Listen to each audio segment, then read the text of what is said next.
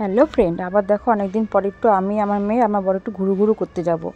কোথায় ঘুরু করতে যাব তোমরা ভিডিওটা লাস্ট পর্যন্ত দেখলেই বুঝতে পারবে। তারপর দেখো আমি আমার মেয়ে পুরোপুরি রেডি হয়ে গেছি। তারপরে এই দেখো আমার মেয়ে আবার একটু খেলাধুলা করে নিচ্ছিল বিছানায় বসে বসে। তখন আমরা বেরাচ্ছিলাম না বলে ও একটু বা খেলে নিচ্ছিল। তারপরে কিন্তু আমরা তিনজন মিলে একটু ঘুরু করতে চলে যাচ্ছিলাম। তারপরে দেখো আমি একে হাম খেয়ে নিলাম। তারপর সুন্দর করে আমরা তিনজন মিলে সেজে গুজে একদম বেরিয়ে পড়েছি।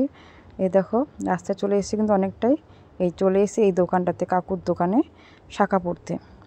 তো দোকানটা তোমাদের একটু দেখিয়ে দিচ্ছি ঘুরিয়ে ঘুরিয়ে। দেখো কত সুন্দর দোকানটা। তো এখানে আমি শাঁখা পড়লাম, কেন অনেক দিন আমার হাতটা ফাঁকা ছিল। হাতে শাঁখা না পড়লে দেখতে একটু কেমনই লাগে। তাই দেখো কত রকমের শাঁখা ছিল। আমি কিন্তু এই ডিজাইনটা নিয়েছিলাম, তোমাদের দেখাচ্ছি। এই ডিজাইনটা আমি নিয়েছিলাম।